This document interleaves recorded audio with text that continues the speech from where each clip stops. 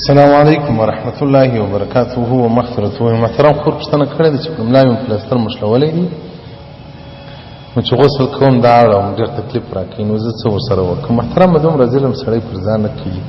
موږ په دین کې الله دومره وسعت پراخې ایښې ده چې په هیڅ دین کې دغومره وسعت پراخې نشته. شریعت موږ ته د عذر په وخت کې مسح پر پټۍ، پر پلستر، پر دغو شیانو باندې مسح روا کړې ده، سړی مسح وکړي. نو محترم غسل چې کوې پلستر مه اړوه، صرف د 3 ګوتې اندازه قدر د لاس په بلندیه کې ورباندې تېره کړه د مسح په نیت باندې، بس خلاص. دغه ځای بیا پرېولل نه غواړي. تا وایي هندیه جلد اول صفحه 33 باب مسح الخفین. او دغه رنګرد المحتاط دې لپاره وضاحت ورکړی دي. نو محترم دا دې پر ځان ظلم کړی دي. پلستر اړول ډېر تکلیف وي، ډېر سړی په عذابوي، پلستر سړی ډېر په عذابوي. او دغه رنګرد المحتاط جلد اول صفحه 201 باب المسح الخفین.